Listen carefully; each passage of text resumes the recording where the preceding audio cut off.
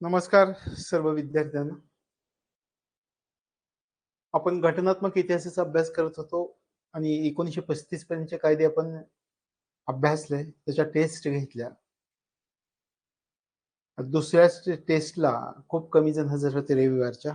एक जणांनीच टेस्ट दिली. टेस्ट देणं गरजेचं आहे. आपला किती अभ्यास झाला हे आपल्याला जर अनालिसिस करायचं असेल तर टेस्ट खूप महत्वाचे आहे.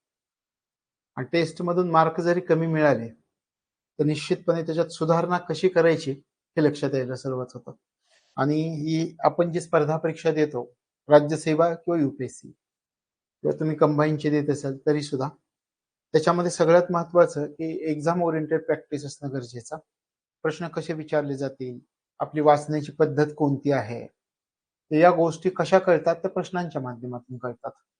आणि एखादा विषय कितीही समजला तर तो प्रश्नांच्या माध्यमातून आपल्याला समजतोय का, मांडता येतोय का, व त्याची उत्तरं शोधता येतात का, हे कुठून कळतं तर प्रश्न सोडवण्याच्या माध्यमामधून लक्षात येतं. वाचन कमी आणि प्रश्न सोडवणं जास्त, त्याच्यामुळे जास्तीत जास्त प्रश्नांचा सराव आपण करणार आहोत. जरी अभ्यास झालेला नसेल तरी टप्प्याटप्प्यानं रोज थोडा अभ्यास करा. अगदी 1-2 तास जरी केला तरी तुमचा अभ्यास ह्या 2-3 विषयांचा पूर्ण होऊन जाईल. कारण सगळं आपण डिटेलमध्ये घेतोय. त्याच्याविषयी येणारे प्रश्न, आलेले प्रश्न किंवा जे काही स्क्रिप्ट आहे, ती स्क्रिप्ट एकदम डिटेलमध्ये आहे. की कुठेही असं करत नाही की जाऊ द्या हा भाग सोडून द्या, नाही. तर प्रत्येक घटना आपण समजावून घ्यायचं.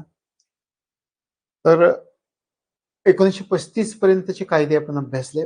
आता थोडक्यात 2-3 कायदे आपल्याला अभ्यासावे लागतात. त्याच्यामध्ये सायमन कमिशन एक आपल्याला अभ्यासावं लागेल. त्याच्यावरही मध्येच प्रश्न विचारतात. कारण 1919च्या कायद्यानंतर पुढच्या कालावधीमध्ये त्या सायमन कमिशनची नियुक्ती आपल्याला दिसते. तर भारत सरकारचा जो अधिनियम होता 1919चा, त्याच्या त्या अधिनियमानुसार पुढच्या कालावधीमध्ये या सायमन कमिशनच्या नियुक्तीची तरतूद आपल्याला दिसून येते की 1919च्या कायद्याचा आढावा घेण्यासाठी नेमण्यात आलेले सायमन कमिशन. सायमन कमिशन एक आहे. त्याच्यानंतर आपण विचार केला तर भारतीय स्वातंत्र्याचा कायदा एक आहे आणि डिकी बर्ड योजना एक आहे. कारण डिकी बर्ड योजनेला राज्यसेवेवरतीच प्रश्न विचारतात शक्यतो. पण माहिती असावी डिकी बर्ड योजना आणि राज्यसेवेचाही आपल्या याच्यामध्ये आहेच समावेश. Simon commission. सुरुवातीला विचार करा सायमन कमिशनचा. सायमन कमिशनचा जर आपण विचार केला तर या ठिकाणी एक गोष्ट आपल्या लक्षामध्ये येते की याची नेमणूक कधी झाली, याचा उद्देश कोणता होता, याचा आपल्याला विचार करावा लागतो. एक टेक्निकल अडचण आली आहे. आपण थोडी दूर करूयात आणि पुढे जाऊयात. एकच मिनिट लागेल.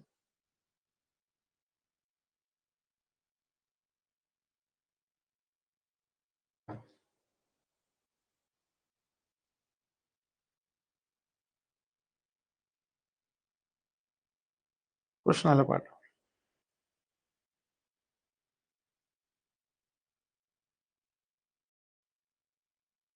सायमन कमिशन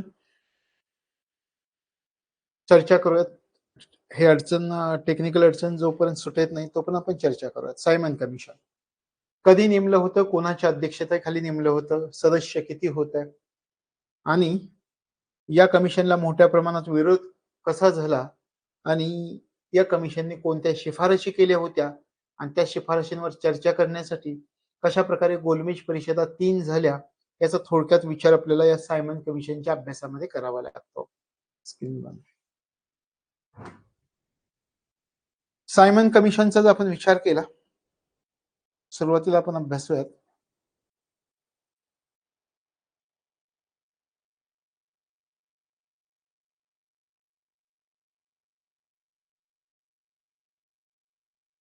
ए 1919चा कायदा आपल्याला लक्षात घ्यावा लागतो.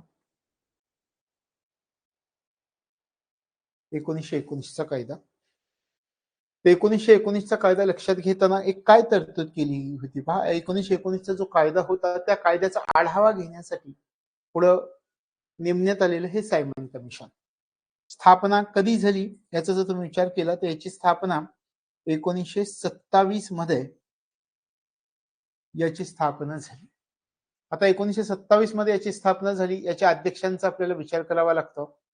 याचे अध्यक्ष होते सर जॉन सायमन.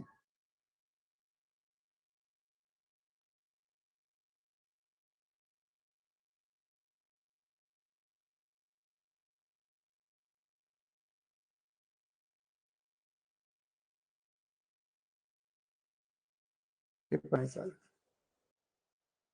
हा, अध्यक्ष जॉन सायमन. तिकडे स्क्रिप्ट दिसते का? तिकडे दिसते का? ते पण बंद झालं. मला होते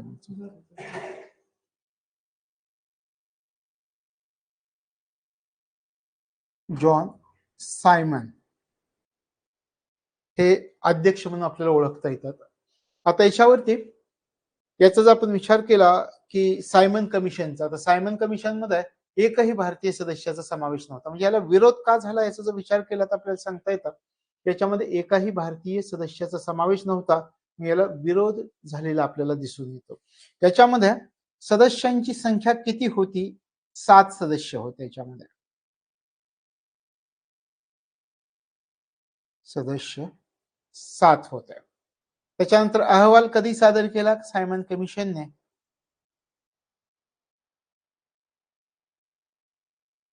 अहवाल त्यांनी अहवाल सादर केला होता 1930 मध्ये. 1930 मध्ये या कमिशनला भारतामध्ये मोठ्या प्रमाणामध्ये विरोध झालेला आपल्याला दिसतं. याचे कारण होतं की या आयोगामध्ये जे सगळे 7च्या 7 सदस्य होते हे सगळे ब्रिटिश होते. त्याच्यामध्ये एकाही भारतीयाचा समावेश नव्हता. ब्रिटिश सदस्य आणि एकाही भारतीय सदस्याचा समावेश नव्हता असा आपण विचार करतोय.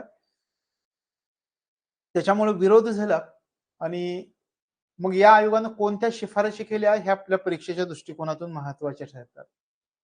मग 1919च्या कायद्यामध्ये आपण काय अभ्यासलं होतं की द्वैध शासन पद्धती लागू करण्यात आलेली होती. दुहेरी शासन पद्धती आपण अभ्यास केला होता का? प्रांतीय सोपीवखत्या निर्माण करण्यात आली, द्वैध शासन पद्धतीची सुरुवात करण्यात आली. तर या द्वैध शासन पद्धतीचा त्याग करावा अशा प्रकारची शिफारस करण्यात आलेली होती. याच्यामध्ये आपण पाहू कशा कशाची शिफारस? द्वैध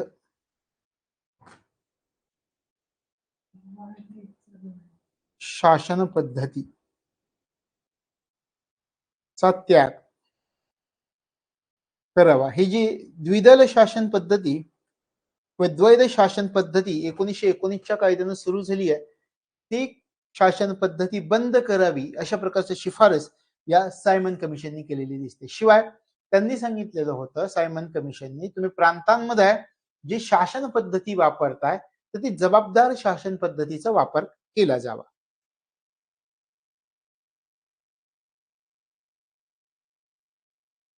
प्रांतांमध्ये त्या शिफारशी ज्या आहेत त्या विचारल्या जातात. त्याच्यामुळे या शिफारशी आपल्याला परफेक्ट माहिती असणं गरजेचं आहे. शासन पद्धतीचा स्वीकार प्रांतांमध्ये जबाबदार शासन पद्धतीचा स्वीकार केला गेला पाहिजे. त्यानंतर एका संघराज्याची स्थापना करण्यात यावी. आता यांनी काय सांगितलं? संघराज्याची स्थापना करा असं सांगितलं. पण त्या संघराज्यामध्ये कोणाकोणाचा समावेश असला पाहिजे हे पण सांगितलं. त्यांनी काय सांगितलं की तुम्ही काय करा, British Bharat, British India plus princely states, princely states म्हणजे संस्थानिक जे राज्यकर्ते होते संस्थानिक होते त्यांना प्रिन्सली स्टेट्स असं म्हणतात. तर ब्रिटिश भारत आणि संस्थान या दोघांचं मिळून तुम्ही काय करा, एका संघ राज्याची निर्मिती करा. संघराज्य आता जे आपलं राज्यांचं मिळून बनलेला जो संघ आहे संघराज्य. आता संघराज्याची व्याख्या मी तुम्हाला वेगवेगळ्या प्रकारे सांगेल पुढच्या प्रकरणामध्ये. त्या व्याख्या येतील. अमेरिकेची संघराज्याची आपली संघराज्याची व्याख्या वेगवेगळी ठरते. त्याचा आपल्याला चर्चा करावी लागते. तर या ठिकाणी सायमन कमिशन काय म्हणते पहा की संघराज्याची स्थापना व्हावी. कशी संघराज्याची? British India plus princely states म्हणजे ब्रिटिश भारत आणि संस्थानिक त्यावेळी जे अस्तित्वात होत्या त्यांचं मिळून एक संघराज्य स्थापन केलं जावं हे लक्षात ठेवलं. आणखी एक सांगितलं की जातीय आधारित जे मतदारसंघ भारतामध्ये आहेत ते कायम असावे.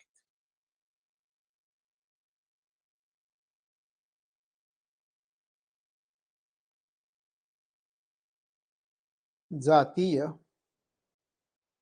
आधारित मतदारसंघ जे चालू आहेत तुम्ही चालू केलेत तर ते कायम असावेत असं सांगणारे सायमन कमिशन. मतदार संघ कायम ठेवावेत. तशा प्रकारे आपल्याला जर विचारलं की सायमन कमिशननं कोणत्या शिफारशी केल्या होत्या, तर आपल्याला हे सहजपणे सांगता आलं पाहिजे की सायमन कमिशनच्या या शिफारशी होत्या. या शिफारशी ज्या आहेत त्या आपल्या परीक्षेच्या दृष्टिकोनातून महत्वाच्या आहेत. आता अशा प्रकारे सायमन कमिशन भारतात आलं, सायमन कमिशनला विरोध झाला आणि मग सायमन कमिशननं आपला जो काही अहवाल द्यायचा होता तो अहवाल पण दिला. त्याच्यामध्ये सांगितलं की 1919 मध्ये तुम्ही जे प्रांतांमध्ये द्वैध शासन पद्धती सुरू केली ती रद्द करा, त्याचा त्याग करा. प्रांतांमध्ये तुम्ही जी शासन पद्धती सुरू करणार आहे ती जबाबदार शासन पद्धती असली पाहिजे. एक संघराज्य निर्माण करा, त्या संघराज्यामध्ये ब्रिटिश इंडिया आणि प्रिन्सली स्टेट संस्थानिक यांचा समावेश असला पाहिजे आणि जाती आधारित मतदारसंघ कायम ठेवावेत असे सांगणारे सायमन कमिशन. आता सायमन कमिशननं शिफारशी केल्या. मग या शिफारशींवर आता चर्चा करायची होती. मग चर्चा कोणामध्ये झाली तर या ठिकाणी लक्षात ठेवायचं, ब्रिटिश सरकारचे जे प्रतिनिधी आहेत त्यांच्यामध्ये आणि संस्थानांचे प्रतिनिधी यांच्यामध्ये चर्चा झाली. या दोघांमध्ये चर्चा होण्यासाठी लंडनमध्ये ज्या बैठका आयोजित करण्यात आल्या त्या बैठकांना गोलमेज परिषद असं म्हणायचं, राऊंड टेबल कॉन्फरन्स. लक्षात आलं गोलमेज परिषदांची पार्श्वभूमी काय होती. सायमन कमिशनने शिफारशी केला, त्या शिफारशींवरची चर्चा करायची होती. मग ब्रिटिश सरकारचे प्रतिनिधी, ब्रिटिश भारताचे आणि संस्थानांचे प्रतिनिधी यांच्या 3 संयुक्त बैठका लंडनमध्ये आयोजित करण्यात आलेल्या होत्या. आपण म्हणूया त्या ठिकाणी 3 संयुक्त बैठका आयोजित करण्यात आल्या. या शिफारशींवर चर्चा करण्यासाठी कोठे आयोजित करण्यात आल्या होत्या?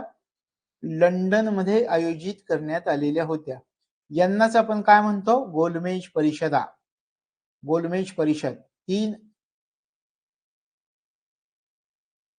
तीन बैठका झाल्या याच्यामध्ये गोलमेज परिषद. तशा प्रकारे लक्षात आलं गोलमेज परिषद म्हणजे काय हे.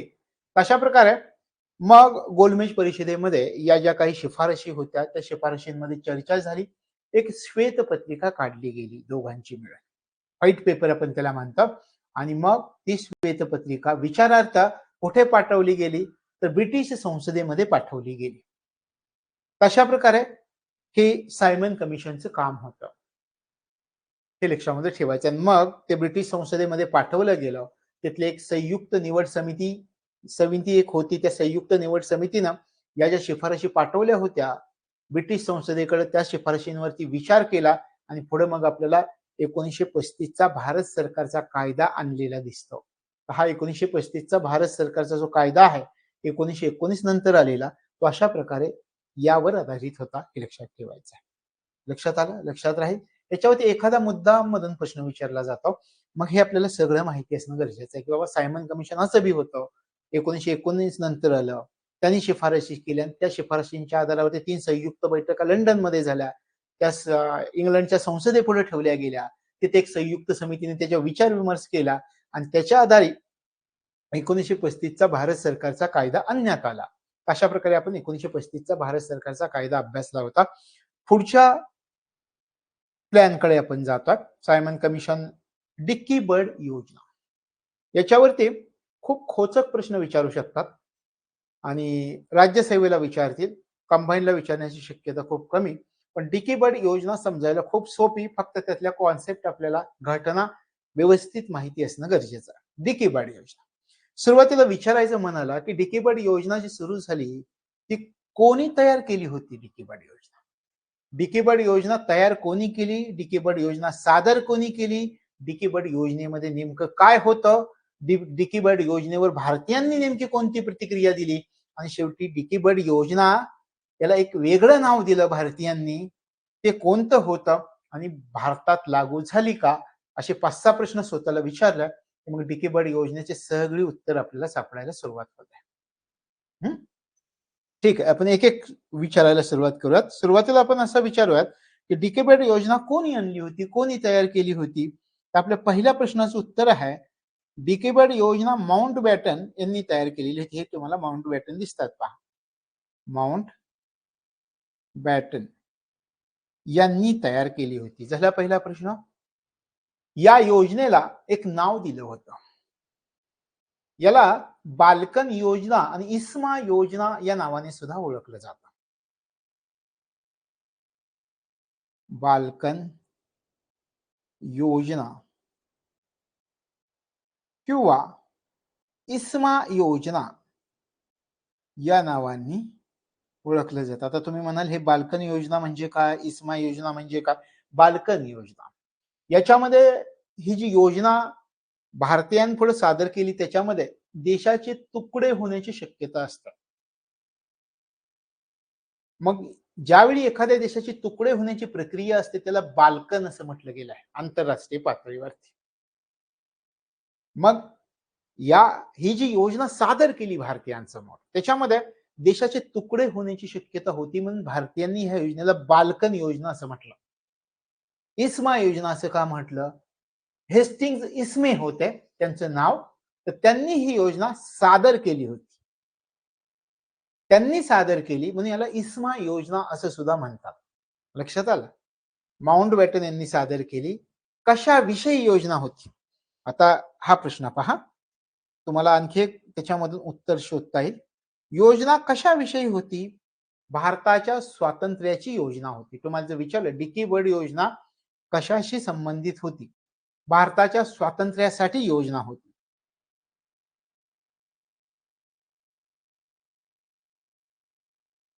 भारताच्या स्वातंत्र्यासाठी तयार केलेली स्वातंत्र्यासाठी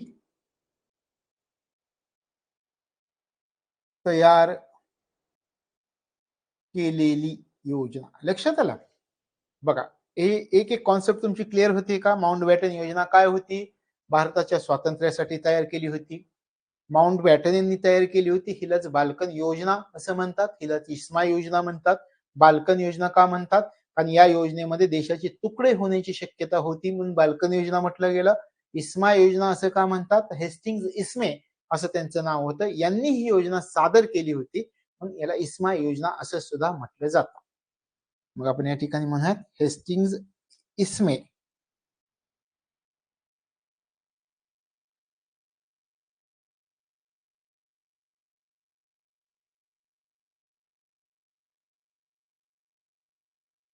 हेस्टिंग्ज इस्मे यांनी सादर केलेली होती. आता पहा, आपण या योजनेला वेगवेगळ्या पद्धतीने अभ्यासला. हेस्टिंग्ज इस्मे यांचं नाव लक्षात ठेवायचं. कुठं आलं की लगेच या डिकी बर्ड योजना इस्मे नाव होतं पाहायचं. इस्मे किंवा यांना इस्माय असं सुद्धा काही काही ठिकाणी उल्लेख आहे. तर हेस्टिंग्ज इस्मे यांनी योजना सादर केली मग याला इस्मे योजना किंवा इस्मा योजना असं सुद्धा म्हटलं जातं. साहजिकच आहे तुमच्या मनामध्ये उत्सुकता असेल की योजना काय होती, कशामुळे असं तुम्ही म्हणताय की या योजनेमध्ये देशाचे तुकडे होण्याची शक्यता होती. सुरुवातीला माउंटबॅटन यांनी योजना कोणासमोर सादर केली? एखादी गोष्ट जर आपल्या मनामध्ये असेल तर आपण सगळ्यात सुरुवातीला ही गोष्ट कोणाला सांगतो? जवळच्या मित्राला. हे यांचे मित्र होते पंडित नेहरू, खूप जवळचे मित्र, सगळं ऐकणार. तर मग हेस्टिंग्ज इस्मे यांनी काय केलं की ही जी योजना आहे ती योजना पंडित नेहरूंना सादर केली. आपल्या माउंटबॅटन यांनी. माउंटबॅटन यांनी योजना कोणाला सादर केली पहा? पंडित नेहरूंना. पंडित नेहरूंना सादर केली सुरुवातीला. आणि या ठिकाणी ही जी योजना होती या योजनेचा तपशील माउंटबॅटन यांनी पंडित नेहरूंपुढे कोणत्या ठिकाणी मांडला होता असं जर तुम्हाला विचारलं तर शिमल्यामध्ये. शिमला या ठिकाणी ही योजना माउंटबॅटन यांनी पंडित नेहरूंसमोर ठेवलेली होती. पण नेहरूंनी सांगितलं, अहो हे काय दाखवताय की साधारणपणे याचा योजना जर तुम्ही आम्हाला सुचवता तर योजनेमधनं काय होणार आहे? देशाचे तुकडे होण्याची शक्यता आहे आणि हे कोणी स्वीकारणार नाही. आणि भारताचं बाल्कनीकरण होईल असं त्यांनी माउंटबॅटन यांना सांगितलं की तुकडे होण्याची शक्यता आहे. आणि ही योजना तुम्ही जर सादर केली ना भारतीयांपुढे, संघर्ष आणि हिंसा होण्याची शक्यता आहे. अशा प्रकारे पंडित नेहरूंनी सांगितलं माउंटबॅटन यांना की ही योजना तुम्ही सादर करू नका. ही योजना जर तुम्ही सादर केली तर देशामध्ये संघर्ष होईल, हिंसा भडकेल. अशा प्रकारे पंडित नेहरूंनी माउंटबॅटन यांना सांगितलं. अशा प्रकारे याला बाल्कन प्लॅन का म्हणतात हे तुमच्या लक्षात येईल. बाल्कन प्लॅन म्हणतात कारण या योजनेमध्ये तुकडे होण्याची शक्यता होती देशाचे. त्याच्यामुळं बाल्कन योजना पंडित नेहरूंनी विरोध केला. पंडित नेहरूंनी सांगितलं तुम्ही ही योजना जर भारतीयांसमोर सादर केली तर संघर्ष भडकेल, हिंसा भडकेल. तशा प्रकारे आता आपल्याला विचार करायचा आहे, डिकी बर्ड योजना जी तयार केली त्या समितीमध्ये कोणाकोणाचा समावेश होता, आपण त्याचा विचार करूयात. आता डिकी बर्ड योजना जी सादर केली त्याच्यामध्ये सुरुवातीला मी तुम्हाला सांगितलं की योजना सादर केली होती हेस्टिंग्स इस्माईल यांनी, लॉर्ड माउंटबॅटन यांनी तयार केली होती. म्हणजे या दोघांचा सुद्धा त्याच्यामध्ये समावेश असणार आहे. मग एक एक जण आपण घेऊयात. लाईट चालू. सर अरे 2 बल्ब लागतात.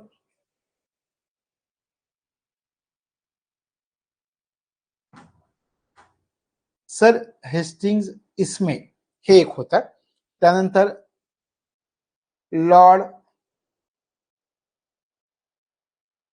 माउंटबॅटन हे एक त्याच्यामध्ये होते. आणि तिसरे होते sir George able. Sir George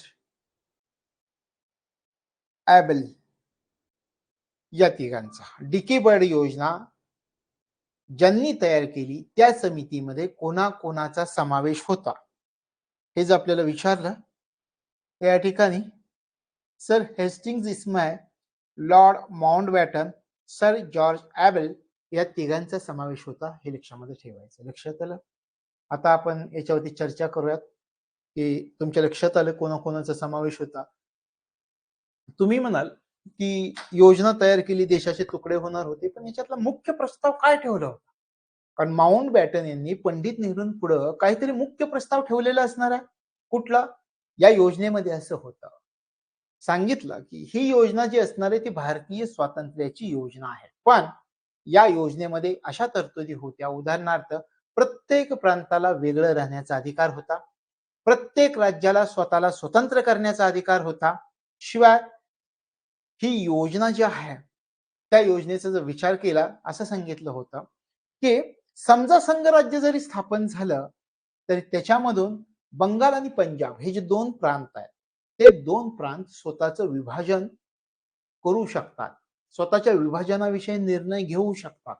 अशा प्रकारची तरतूद याच्यामध्ये होती. म्हणजे काही प्रांतांना देशामधून फुटून निघण्याचा अधिकार डिकी बर्ड योजनेमध्ये देण्यात आलेला होता. आणि त्याच्यामध्ये स्पष्ट सांगितलं की आता संस्थानांचा जर तुम्ही विचार केला तर तुमच्या लक्षात येतं त्या ठिकाणी असणारा राजा हा कधीही स्वातंत्र्य राहण्याचाच प्रयत्न करणार. मग या योजनेमध्ये असं सांगितण्यात आलेलं होतं की संस्थान असलेले जे वेगवेगळे गट आहेत त्यांना स्वातंत्र्य असणार आहे की त्यांनी एकतर भारत आणि पाकिस्तानमध्ये सामील व्हायचं आहे किंवा त्यांनी स्वतःचं स्वतंत्र अस्तित्व टिकवायचं. मग साहजिकच आहे अनेक संस्थानिक असं होतंय की त्यांना स्वतःचं राज्य स्वतंत्रपणे टिकवायचं होतं, स्वतःच राज्य गाजवायचं होतं. अशा प्रकारे याच्यातून हे लक्षात येत होतं याच्यामधून वेगवेगळे प्रांत फुटून निघतील, आपला हा देश जो एकसंध आहे तो तुटून दुर्बल होण्याची शक्यता आहे. पंडित नेहरूंनी मग माउंटबॅटनना सांगितलं चुकून सुद्धा ही योजना सादर करू नका. तुम्ही जर योजना सादर केली तर मोठ्या प्रमाणामध्ये हिंसा भडकेल आणि याला फक्त तुम्हीच जबाबदार असणार आहात. माउंटबॅटन यांच्या लक्षामध्ये परिस्थिती आली, त्याचं गांभीर्य लक्षामध्ये आलं, त्याच्यावरती तपशीलवार चर्चा झाली आणि माउंटबॅटन यांनी ही योजना लंडनला पाठवून दिली माघारी. ही होती डिकी बर्ड योजना. लक्षात आलं. सोपी आहे ना. डिकी बर्ड योजना भारताच्या स्वातंत्र्यासाठी तयार केलेली योजना. बाल्कन योजना प्रत्येक प्रांताला वेगळं राहता येणार होता. संघराज्य जरी निर्माण झालं तर बंगाल आणि पंजाब प्रांतांना स्वतःचं विभाजन निवडता येणार होतं, स्वतः वेगळं राहण्याचा त्या ठिकाणी पर्याय होता. प्रांतांना सांगण्यात आलेलं होतं, संस्थानिकांना सांगण्यात आलेलं होतं की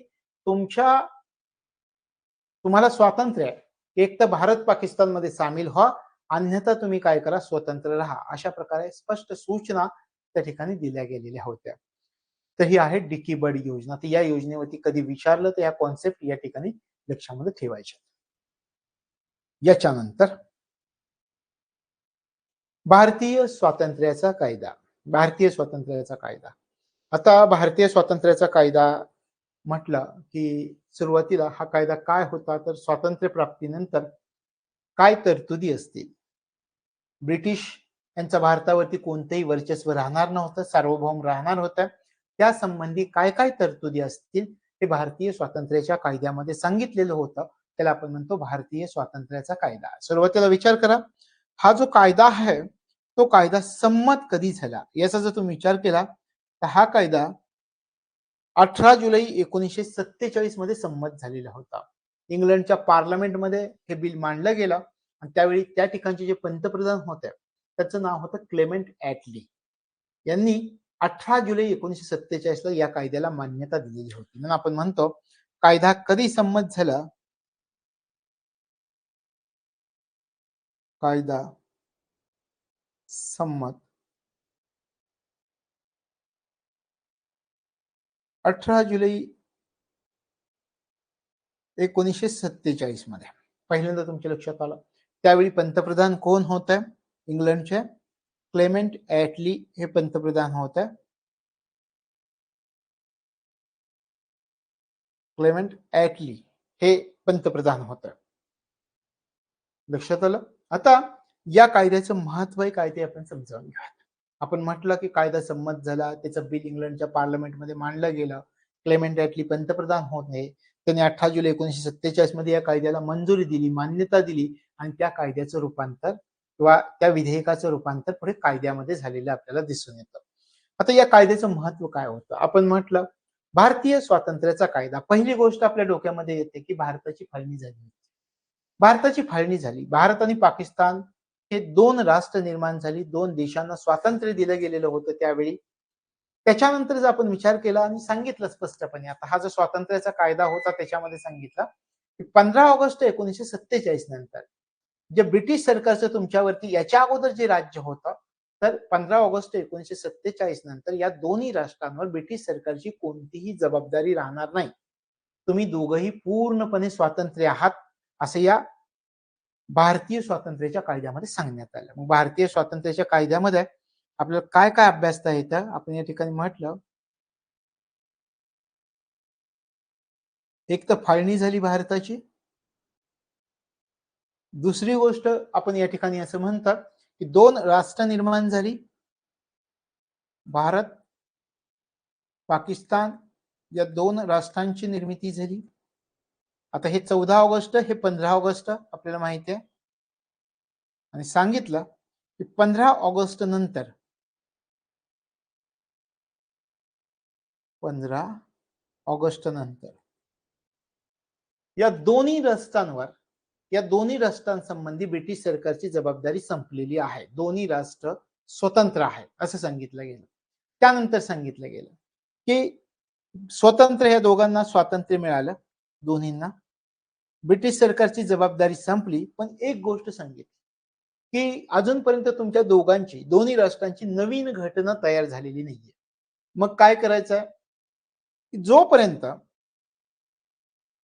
तुमची नवीन घटना तयार होत नाही तोपर्यंत तुम्ही काय करायचं ते ह्या कायद्यामध्ये आपल्याला सांगितलेलं आहे. तोपर्यंत तुम्ही काय करायचं? 1935 चा जो कायदा आहे त्या कायद्याची अंमलबजावणी करायची.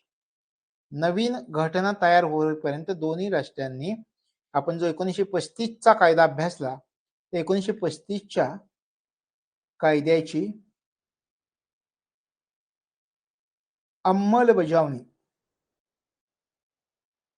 1935 च्या कायद्याची अंमलबजावणी दोन्ही राष्ट्रांनी करायची. जोपर्यंत दोन्ही राष्ट्रांच्या घटना निर्माण होत नाही तोपर्यंत जो गव्हर्नमेंट ऑफ इंडिया ऍक्ट आहे 1935 चा, 1935 चा कायदा, त्या कायद्याची तुम्हाला अंमलबजावणी करावी लागेल. त्याच्यानंतर ब्रिटिश सत्ता पूर्णपणे नष्ट झाली. हा जो कायदा आला 18 जुलै 1947 ला त्याच्यानुसार.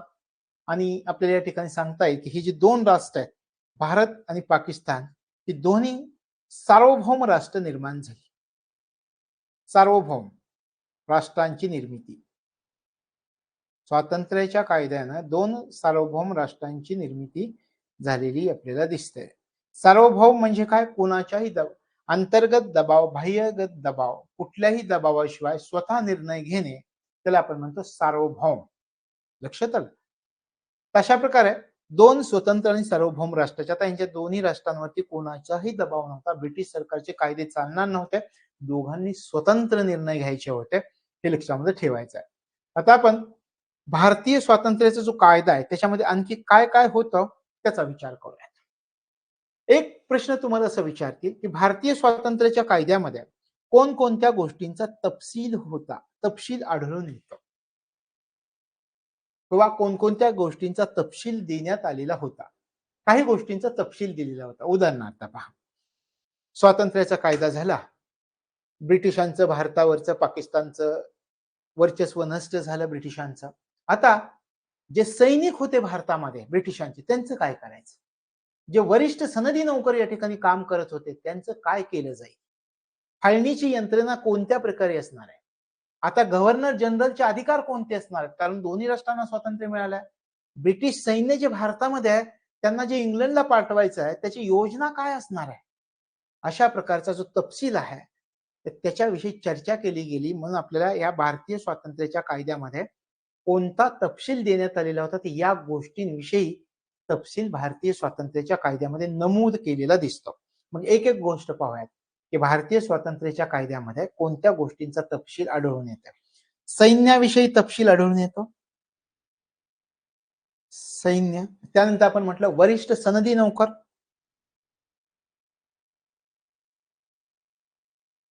वरिष्ठ सनदी नौकर यांचं काय करायचं पुढे, गव्हर्नर जनरलचे अधिकार कोणते असणार आहेत, गव्हर्नर जनरलचे अधिकार कोणकोणते असणार आहेत. त्याच्यानंतर ब्रिटिश सैन्य जे भारतामध्ये आहे ते इंग्लंडला पाठवण्याची योजना कोणती असणार आहे,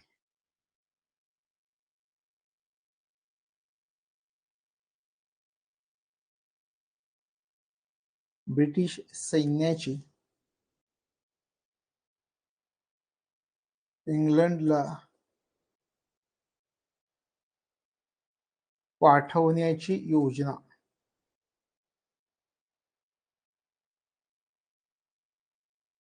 या गोष्टींचा तपशील भारतीय स्वातंत्र्याच्या कायद्यामध्ये होता. स्पष्टता आली. आपल्याला जर प्रश्न असा विचारला परीक्षेमध्ये की भारतीय स्वातंत्र्याच्या कायद्यामध्ये कोणत्या बाबींचा तपशील आढळून येतो, सैन्य, वरिष्ठ सनदी नौकर, गव्हर्नर जनरलचे अधिकार, ब्रिटिश सैन्याची इंग्लंडला पाठवण्याची योजना काय आहे, तर या गोष्टींचा तपशील भारतीय स्वातंत्र्याच्या कायद्यामध्ये देण्यात आलेला होता, नमूद केलेला होता, हे लक्षात ठेवायचं. त्याच्यानंतर पुढचा मुद्दा घेऊयात. हा, आता हे पहा, भारताच्या स्वातंत्र्याचा जो कायदा होता त्याच्यातल्या तरतुदी आपल्याला विचारल्या जातात. तरतुदी कोणत्या होत्या त्याच्या अगोदर आपण थोडीशी चर्चा केली. आता या तरतुदी कोणत्या आहेत ते पहा. भारत आणि पाकिस्तान या दोन्ही राष्ट्रांची विधिमंडळ, म्हणजे आपण संसद म्हणतो त्याला, राष्ट्रांचं म्हटलं आहे की नाही, संसद, विधिमंडळ काय करतील, आपापल्या देशात कायदे करण्यास सार्वभौम असतील. सार्वभौम म्हणजे त्यांना संपूर्ण स्वातंत्र्य असेल, कोणत्याही अंतर्गत दबावाशिवाय, कोणत्याही बाह्यगत दबावाशिवाय ज्यावेळी आपण स्वतः निर्णय घेतो त्यावेळी आपण सार्वभौम आहोत असं म्हणतो. लक्षात आलं. मधल्या कालावधीमध्ये जर तुम्ही विचार केला तर रशिया भारताला कमी किमतीमध्ये तेल उपलब्ध करून देत होता. अमेरिकेने दबाव टाकला, सांगितलं अजिबात रशियाकडून घेऊ नका, त्यांनी युक्रेन बरोबर युद्ध सुरू केलंय. मग आपल्या पंतप्रधानांनी आपल्या परराष्ट्र मंत्र्यांना सांगितलं की देशाचं जर हित असेल तर कोणाच्याही दबावापुढे झुकू नका, त्याच्यातून मार्ग काढा, असं सांगितलं आपल्या परराष्ट्र मंत्र्याला. आणि आपण रशियाकडून तेल खरेदी करायला सुरुवात केली. म्हणजे आपण कोणाचे बाह्यगत दबाव आहे तो हे केला का, झुगारून दिला तो दबाव, आणि आपण आपल्या देशाचं जे हित आहे त्या हिताला अनुसरून कार्यवाही केली. अशा प्रकारे एखादा देश कोणत्याही अंतर्गत दबावाशिवाय, बाह्यगत दबावाशिवाय संपूर्ण स्वातंत्र्याने आपल्या देशाचं हित लक्षात घेऊन निर्णय घेतो त्याला म्हणायचं सार्वभौम. लक्षात आलं. तशा प्रकारे भारत पाकिस्तान या दोन्ही राष्ट्रांची विधिमंडळ आपापल्या देशात कायदे करण्यास सार्वभौम असतील असं होतं. दुसरं, नवीन राज्यघटना तयार होईपर्यंत सध्या अस्तित्वात असलेल्या घटना समित्या कायदे मंडळाची कामं करतील. आपण घटना समिती अभ्यासली का, तर तशा प्रकारे त्या कायदेमंडळाचं काम करते. जोपर्यंत नवीन राज्यघटना तयार होत नाहीये तोपर्यंत सध्या अस्तित्वात असलेल्या घटना समिती आपण पुढे अभ्यासणार आहोत पुढच्या प्रकरणामध्ये. घटना निर्मितीची प्रक्रिया हे पण सुरू झालं मग त्या घटना समिती आपण अभ्यासणार. तर ह्या ज्या घटना समित्या आहेत त्या काय करतील? कायदे मंडळाचं काम करतील म्हणजे संसदेचं काम करतील. 15 ऑगस्ट 1947 नंतर ब्रिटिश सरकारचा भारत आणि पाकिस्तान या दोन्ही राज्यांवर किंवा प्रांतांवर काहीही अधिकार राहणार नाही. म्हणजे आमचा अधिकार आता संपलेला आहे तर तुम्ही तुमच्या पद्धतीनं कारभार करायचा आहे. त्याच्यानंतर आणखी काही तरतुदी होत्या पहा. ब्रिटिश बादशहाकडे असलेले सार्वभौम सत्तेचे सर्व अधिकार हिंदी संस्थानांकडे देण्यात आले. आता या ठिकाणी काही संस्थानिक आपल्याकडे होते त्या संस्थानिकांचा कारभार ब्रिटिश बादशहाच्या ताब्यात आपण म्हणतो. तर ते सगळे अधिकार हिंदी संस्थानांकडे दिले गेले. त्यानंतर नवीन घटना तयार होईपर्यंत तुम्ही काय करायचं? केंद्राचा आणि प्रांतांचा कारभार 1935च्या कायद्याने करायचा. याची आपण सुरुवातीला चर्चा केली होती की बाबा जोपर्यंत तुमची घटना तयार होत नाहीये तोपर्यंत तुम्ही 1935चा जो कायदा आहे त्या कायद्यानं कारभार करायचा आहे. त्याच्यानंतर संस्थाने व ब्रिटिश राज्य यांच्या दरम्यान झालेले सर्व करार तहनामे 15 ऑगस्ट पासून रद्द ठरतील अशी तरतूद करण्यात आली. साहजिकच आहे ब्रिटिश सरकार भारत सोडून चाललंय. मग इथून पुढच्या कालामध्ये आपले पूर्वी जे तहनामे करार झाले तहनामे म्हणजे करार एकामेकांमध्ये करार याला आपण तहनामे म्हणतो. तर या दोघांदरम्यान जे काही करार झालेले असतील तहनामे झालेले असतील तर ते 15 ऑगस्ट पासून आता रद्द ठरणार आहेत. ते तुम्ही तुमच्या पद्धतीने कारभार करायचा आमचा कुठलाही अधिकार तुमच्यावरती उरणार नाहीये असं सांगितलं गेलेलं होतं. त्याच्यानंतर पहा भारत मंत्र्याचं अधिकारपद रद्द करण्यात येऊन त्याचं काम राष्ट्रकुल खात्याच्या सेक्रेटरीकडे देण्यात आलं. हे विचारते भारत मंत्र्याचं अधिकारपद रद्द केलं गेलं कोणत्या कायद्यानं? 1947च्या कायद्यानं. आणि त्याचं काम कोणाकडे सोपवण्यात आलेलं होतं असं विचारते. तर कुठे? राष्ट्रकुल खात्याच्या सेक्रेटरीकडे देण्यात आलेलं होतं. आणि शेवटचं भारताचा सम्राट हा ब्रिटिश राजाचा असणारा किताब रद्द झाल्याचं घोषित करण्यात आलं. ते आहेत भारतीय स्वातंत्र्याच्या कायद्यामध्ये ज्या काही तरतुदी होत्या त्या तरतुदी आपल्याला या ठिकाणी सांगता येतात. आता या ठिकाणी जर आपण विचार केला तर या भारतीय स्वातंत्र्याच्या कायद्यामधील तरतुदी आपल्याला परीक्षेमध्ये विचारतात. मग ह्या तरतुदी मी जे तुम्हाला दिलेल्या आहेत त्या व्यवस्थित लक्षात घ्यायच्या काय काय सांगितलं आणि सोप्या तरतुदी आहेत. साधारणपणे आम्ही आता भारत सोडून चाललोय इथून पुढे तुम्ही स्वतंत्र असणार आहे सार्वभौम असणार आहे सगळे निर्णय तुमचे तुम्ही घ्यायचे कोणत्याही अंतर्गत बाह्य दबावाला तुम्ही बळी न पडता तुमचे तुम्ही निर्णय घ्या म्हणजे सार्वभौम असतील. दुसरं पहा आणि नवीन राज्यघटना जोपर्यंत तयार होत नाही तोपर्यंत जी घटना समिती आहे ती तुमचं कायदे मंडळाचं किंवा संसदेचं काम करेल. त्यानंतर सांगितले की 15 ऑगस्ट 1947 नंतर भारत आणि पाकिस्तान ही जी दोन नवीन राष्ट्र निर्माण झालेले त्यांच्यावरती कोणताही अधिकार ब्रिटिश सरकारचा असणार नाहीये कारण आम्ही देश सोडून चाललेलो आहोत.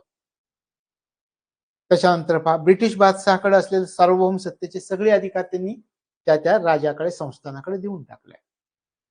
त्यानंतर नवीन घटना तयार होईपर्यंत काय करायचंय? कोणत्या कायद्यानुसार राज्यकारभार चालवायचा? 1935च्या कायद्यानं राज्यकारभार चालवायचा आहे.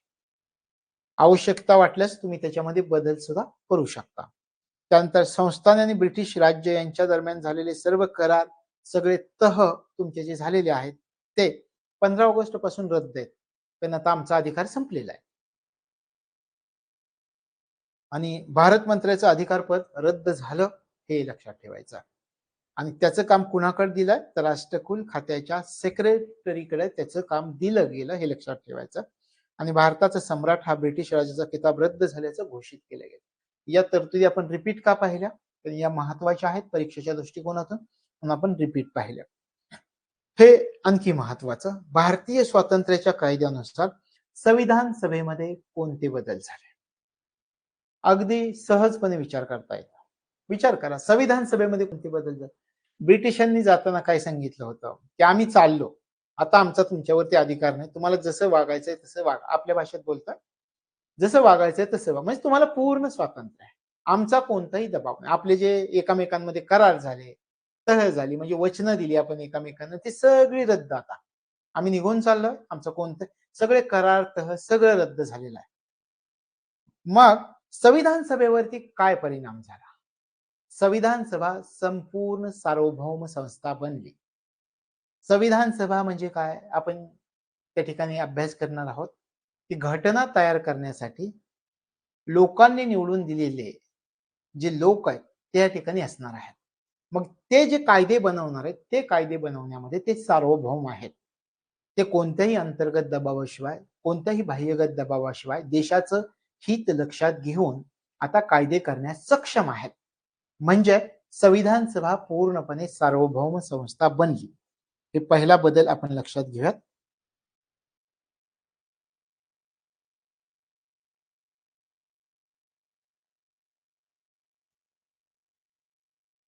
संविधान सभा पूर्णपणे सार्वभौम संस्था बनली. संपूर्ण स्वातंत्र्य मिळालं संविधान सभेला.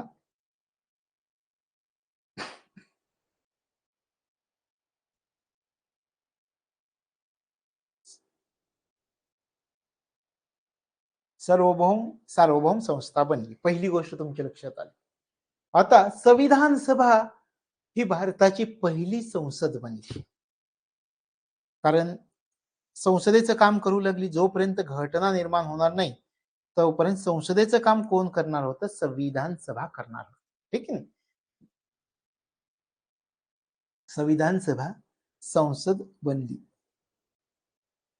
तात्पुरत्या काळासाठी. हे जे बनली ती जोपर्यंत घटना निर्माण होत नाही तोपर्यंत भारताची पहिली संसद बनली असं म्हणता येईल आपल्याला.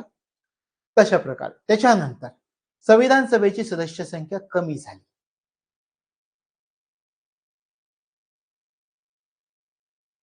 संविधान सभेची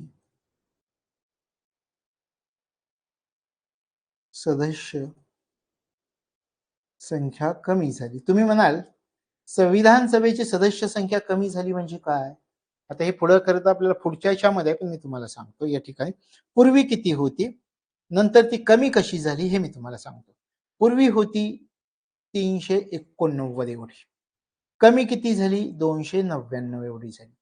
आता पहा, सुरुवातीला आपण काय म्हटलेलं होतं की देशाची फाळणी झाली. भारत आणि पाकिस्तान दोन राष्ट्र निर्माण झाली. ही ज्यावेळी देशाचं एकत्रीकरण होतं, भारत आणि पाकिस्तान एकत्र होते. भारत पाकिस्तान हे दोघ जण एकत्र होते त्यावेळी ह्याची संख्या होती 389. आता फाळणी झाली. यातले 389 मधले काही लोक पाकिस्तानमध्ये निघून गेले. पाकिस्तानमध्ये निघून गेल्यानंतर याची संख्या झाली 299. म्हणजे संविधान सभेची सदस्य संख्या कमी झाली. कशामुळे कमी झाली? भारत पाकिस्तानची फाळणी झाली त्याच्यामुळं काही सदस्य पाकिस्तानमध्ये निघून गेले. उरले 299. तशा प्रकारे या भारतीय स्वातंत्र्याच्या कायद्यानुसार काय झालं तर संविधान सभेची सदस्य संख्या 389 वरून 299 वरती आलेली होती. आता या 299 ची सुद्धा रचना केली गेली. त्याच्यामध्ये ब्रिटिश भारत आणि संस्थान. तर ब्रिटिश भारताचे किती सदस्य होते याचा जर तुम्ही विचार केला तर 229 आणि संस्थानिकांचे 70 सदस्य होते याच्यामध्ये. अशी विभागणी याची होती. ज्यावेळी सदस्य कमी झाले त्यावेळी ब्रिटिश इंडिया असं पण म्हणूया. British India. तशा प्रकारे संविधान सभेची सदस्य संख्या कमी झाली. भारतीय स्वातंत्र्याच्या कायद्यानुसार संविधान सभेमध्ये हा बदल झालेला होता, लक्षामध्ये ठेवायचा. त्यानंतर या सर्वाधिक प्रतिनिधी कोणत्या संस्थानांमधून आलेले होते? या आता जे विचारतोय आपण 70 मधले सर्वाधिक संस्थानिक किंवा सर्वाधिक प्रतिनिधी कोणत्या संस्थानामधले होते? आता हे पण लक्षात ठेवावं लागतं आपल्याला. या 70 मधले सर्वाधिक सदस्य म्हैसूर संस्थानामधून आलेले होते. म्हैसूर संस्थान. किती आले होते? 7 सदस्य म्हैसूर संस्थानामधून आलेले होते. आपण जे म्हटलं संविधान सभेची सदस्य संख्या कमी झाली. किती झाली? 389 वरून 299 झाली. 229 ब्रिटिश इंडियाचे होते, 70 संस्थानिकांचे होते. या 70 मध्ये सर्वाधिक सदस्य कोणत्या संस्थानामधून आले होते हे आपल्याला विचारतील. तर म्हैसूर संस्थानामधून सर्वाधिक सदस्य आले होते 7. पुन्हा असंही विचारतील की ब्रिटिश इंडियातील कोणत्या संस्थानामधून सर्वाधिक सदस्य आले होते. त्या संस्थानांचं नाव आहे संयुक्त प्रांत, ज्याला आपण आता उत्तर प्रदेश असं म्हणतो. संयुक्त प्रांत. संयुक्त प्रांतामधून किती सदस्य आले होते? 55. अशा प्रकारे भारतीय स्वातंत्र्याच्या कायद्यानुसार संविधान सभेमध्ये झालेले बदल लक्षात आले. कोणते बदल झाले होते आपण पाहूयात. संविधान सभा काय झाली? पूर्णपणे सार्वभौम संस्था बनली. पूर्ण स्वातंत्र्य मिळालं तिला कायदा करण्याविषयी. आता कोणताही तिच्यावरती दबाव नव्हता. संविधान सभा संसद, भारताची पहिली संसद बनली.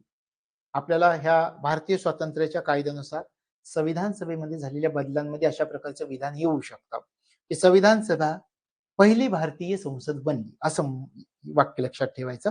आणि संविधान सभेची सदस्य संख्या कमी झाली. मी तुम्हाला सांगितलं भारत पाकिस्तानची फाळणी होण्यापूर्वी 389 सदस्य होते. फाळणी झाली त्याच्यानंतर काही सदस्य पाकिस्तानमध्ये निघून गेले. उरले 299. त्यांची विभागणी कशी करण्यात आली? 229 ब्रिटिश इंडियाचे होते, 70 संस्थानिकांचे होते. संस्थानिकांमधले 70 मधले सर्वाधिक सदस्य कोणत्या संस्थानामधून आलेले होते असं विचारतील. म्हैसूर संस्थानामधून 7 सदस्य आले होते. त्यानंतर 229 जे ब्रिटिश इंडियाचे सदस्य होते तर त्याच्याबद्दल आपल्याला विचारायचं की सर्वाधिक सदस्य कोणत्या प्रांतामधून आले होते? संयुक्त प्रांतामधून आले होते. 55 आले होते. लक्षात आलं. तशा प्रकारे प्रश्न आपल्याला विचारले जाऊ शकतील. आता जे 2-3 आपण कायदे अभ्यासले तर त्याच्यावरती काही प्रश्न विचारलेत का हे पण आपण लक्षात घेऊया. हा पहा प्रश्न काय आहे. कंबाईन पूर्वला हा प्रश्न विचारला या ठिकाणी. प्रश्न पहा. 1947च्या भारतीय स्वातंत्र्य कायद्यानं संविधान सभेच्या स्थानामध्ये बदल झाला. आत्ताच आपण म्हटलं संविधान सभेच्या स्थानामध्ये बदल झाला. तर या कायद्याच्या संदर्भात खालीलपैकी कोणतं विधान बरोबर नाही? आता संविधान सभेमधले जे बदल आपण अभ्यासले ते बदल आपल्याला इथे आठवावे लागतील. पहिलं विधान, संविधान सभा पूर्णपणे सार्वभौम संस्था बनली होती का? आपण काय म्हटलं? बनली होती. विधान बरोबर आहे. आपल्याला विचारलंय काय? कोणतं विधान बरोबर नाही असं विचारलंय. दुसरं, संविधान सभा एक विधिमंडळात्मक संस्था ही झाली असं आपल्याला म्हटलं. विधिमंडळात्मक, भारताची पहिली संसद बनली म्हणजे विधिमंडळात्मक संस्था झाली असं आपल्याला म्हणता येईल. सभेची एकूण संख्या पूर्वीच्या 1946 मधील नियोजित संख्यापेक्षा वाढली, आपण कमी झाली असं म्हटलं. पूर्वी 389 होती, आता किती झाली? 299 झाली. म्हणजे वाढली का कमी झाली? कमी झाली. मग हे विधान चुकलेलं आहे. हे कोणतं विधान बरोबर नाही हे जे विचारले ते तिसरं विधान तर बरोबर नाही. चौथं आपण या ठिकाणी पाहूयात. मुस्लिम लीग सभासदांनी भारतासाठी असलेल्या संविधान सभेतून माघार घेतली. माघार तर घेतलीच. तशा प्रकारे या ठिकाणी ही 3 विधानं आणि तिसरं विधान मात्र चुकलेलं आपल्याला दिसतंय. का त्यांनी सांगितलं सदस्य संख्या वाढली, आपण म्हटलं सदस्य संख्या कमी झाली कारण पूर्वीच्या सदस्यामधले काही सदस्य पाकिस्तानमध्ये गेले त्याच्यामुळे सदस्य संख्या कमी झाली असा आपण उल्लेख केला होता. लक्षात आलं कसा प्रश्न विचारला. आणखी आता राज्यसेवा पूर्व परीक्षेला याच्यावरती कोणता प्रश्न विचारलाय तो पहा. भारतीय स्वातंत्र्य कायदा 1947 मुळे संविधान सभेच्या स्थानामध्ये झालेल्या बदलाबाबतची खालील विधाने विचारत घ्या. पुन्हा त्याच्यावरतीच प्रश्न विचारलाय. भारतीय स्वातंत्र्य कायदा 1947 मध्ये संविधान सभेमध्ये जे बदल झाले किंवा संविधान सभेच्या स्थानामध्ये जे बदल झाले ते आपल्याला या ठिकाणी विचारात घ्यायचे. पहिलं विधान, संविधान सभा पूर्णपणे सार्वभौम संस्था बनली. पुन्हा तेच विचारलंय. आपल्याला माहिती आहे संविधान सभा पूर्णपणे सार्वभौम संस्था बनली. दुसरं, संविधान सभा ही स्वतंत्र भारताची पहिली संसद बनली. हे पण आपल्याला माहिती आहे.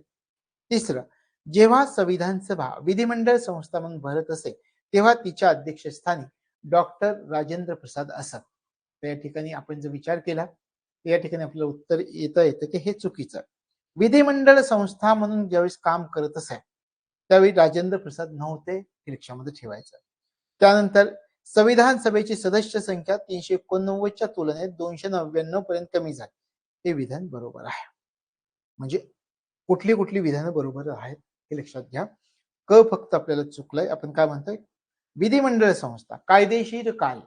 आता राजेंद्र प्रसाद कधी अध्यक्ष असायचे? राजेंद्र प्रसादांचा जर आपण विचार केला तर कायदे बनवण्याच्या वेळी राजेंद्र प्रसाद नव्हते. त्यावेळी ग वा मावळणकर असायचे. गवा मावळकर त्यांचं नाव होतं. हे जे इथे राजेंद्र प्रसाद हे म्हटले तर ते गवा मावळणकर असं असतं नाही, तर ते विधान बरोबर असतं. म्हणजे हे विधान चुकलेलं आहे. हे 3 विधान अ, ब आणि ड बरोबर आहे. आपला ऑप्शन 3 नंबरचा ऑप्शन आपल्याला आढळणार. लक्षात येतंय प्रश्न कसे विचारतात. आता हे जे तुम्ही म्हणाल हे डॉक्टर राजेंद्र प्रसाद हे कसं ओळखायचं, हे पुढच्या प्रकरणात एखादं विधान पुढच्या प्रकरणातलं आलं याच्यामध्ये. पण आपल्या संबंधीची 3 विधान आहेत ते आपल्याला ओळखता आली का ते पहा. पहिलं, संविधान सभा सार्वभौम संस्था बनली पूर्णपणे, हे आपण अभ्यासलंय. संविधान सभा स्वतंत्र भारताची पहिली संसद बनली, हे आपल्याला माहिती बरोबर आहे. आणि चौथं, संविधान सभेची सदस्य संख्या 389च्या तुलनेत 299 पर्यंत कमी झाली, हे पण आपण अभ्यासलं का? तशा प्रकारे हे तर आपल्याला पुढे येईलच, ते समजावून सांगेल मी आल्यानंतर. हे तिसरं आपलं विधान आहे. लक्षात येतं? अशा प्रकारे प्रश्न विचारले जातात. आणखी प्रश्न पहा. एएसओ मुख्य 2018 पूर्वला आणि मुख्यला पण याच्यावरती प्रश्न. भारताच्या फाळणीनंतर घटना समितीच्या संख्येबाबतच्या विधानांचा विचार करा. समितीची सदस्य संख्या 299 पर्यंत खाली आली. मी तुम्हाला काय सांगितलं, 389 सदस्य होते. भारताची फाळणी झाली, काही सदस्य पाकिस्तानात गेले, सदस्य संख्या झाली 299. त्याची पुन्हा आपण विभागणी केली. ब्रिटिश भारतामधले 229 होते आणि संस्थानांमधले 70 सदस्य होते. मग या ठिकाणी आपलं पाहिलं होतं की 70 सदस्यांमध्ये सर्वात जास्त सदस्य म्हैसूर संस्थानामधून आले होते आणि 229 पैकी सर्वात जास्त सदस्य संयुक्त प्रांतामधून आले होते, हे पण अभ्यास. आता आपण विधान वाचूया. समितीची सदस्य संख्या 299 पर्यंत खाली आली का? पहिलं विधान बरोबर आहे. दुसरं विधान, संस्थानांच्या प्रतिनिधींची संख्या 70 पर्यंत, इथे 70 आहे का संस्थानांची प्रतिनिधी आहे पहा. दुसरं विधान बरोबर आहे. तिसरं विधान, प्रांतांच्या व मुख्य आयुक्तांच्या प्रांतांच्या प्रतिनिधींची संख्या 229 इतकी झाली. ते पहा 229. प्रांतांच्या म्हणजे ब्रिटिश भारत आणि मुख्य आयुक्त म्हणजे काय? चीफ कमिशनर, याला म्हणायचं मुख्य आयुक्त. यांच्या प्रांतांच्या प्रतिनिधींची संख्या दोघांची मिळून 229 झाली. लक्षात आलं? म्हणजे 3ही विधानं बरोबर असलेली आपल्याला या ठिकाणी हा जो तक्ता काढलाय त्याच्यावरून दिसत आहे. म्हणजे अ, ब आणि क हे सगळी बरोबर आहेत हे आपल्या लक्षात येत आहे. तशा प्रकारे आता आपण काय अभ्यासलं पहा. सगळे कायदे आपले संपले 1947 पर्यंत. त्याच्यात सायमन कमिशन सुद्धा आपण घेतलं. भारताचा जो घटनात्मक इतिहास आहे तो आपण कंप्लीट आणि सूक्ष्मपणे अभ्यासला की जेणेकरून याच्यावर जर प्रश्न विचारला तर तुम्हाला यातूनच काही प्रश्न जसेच्या तसे आलेले पण दिसतील. फक्त याच्यातले मुद्दे आणि जे काही प्रश्न आपण तयार केले ते प्रश्न व्यवस्थित अभ्यासायचे, स्वतः विचार करायचा आणि परीक्षेला आपण बसलो बरोबर तुम्हाला तो क्वेश्चन कसा विचारलाय हे समजावून घेता येणार आहे. याच्यानंतरच आपण जे प्रकरण अभ्यासायला सुरुवात करणार आहोत, भारताच्या घटना निर्मितीची प्रक्रिया असं म्हटलं जातं त्याला. मग त्या घटना निर्मितीच्या प्रक्रियेमध्ये आपण आता सगळा अभ्यास करणार आहोत. कशा प्रकारे कॅबिनेट मिशन भारतामध्ये आलं, कॅबिनेट मिशनचा उद्देश काय होता, कॅबिनेट मिशननं कशा प्रकारे भारताच्या घटना निर्मितीसाठी प्रयत्न केले, घटना निश्चित करण्यासाठी प्रयत्न केले, त्यासाठी प्लॅन कोणता केला, की भारतामध्ये जी जातीय तीड निर्माण झाली आहे कोणामध्ये? मुस्लिम लीग, राष्ट्रीय काँग्रेस यांच्यामध्ये जातीय तेढ दूर करायची, सलोखा निर्माण करायचा, दोघांना एकाच व्यासपीठावरती आणायचं, त्यांच्याशी चर्चा करायची आणि भारतासाठी घटना निर्मितीसाठी प्रयत्न करायचे. तशा प्रकारे काही प्लॅन कॅबिनेट मिशनने आखलेले होते. त्या दृष्टिकोनातून त्यांनी प्रयत्न केले. शिमला परिषद भरवली. त्या शिमला परिषदेमध्ये सामंजस्य निर्माण करण्याचा प्रयत्न केला काँग्रेस आणि मुस्लिम लीगमध्ये. पण मुस्लिम लीगनं आम्हाला पाकिस्तान पाहिजेच ही हट्टी वृत्ती ठेवली. कॅबिनेट मिशननी मग त्यांना स्पष्टपणे सांगितलं की बाबा तुम्हाला काही पाकिस्तान मिळणार नाहीये, कारण तुम्हाला पाकिस्तान देऊन सुद्धा प्रश्न सुटणार नाही.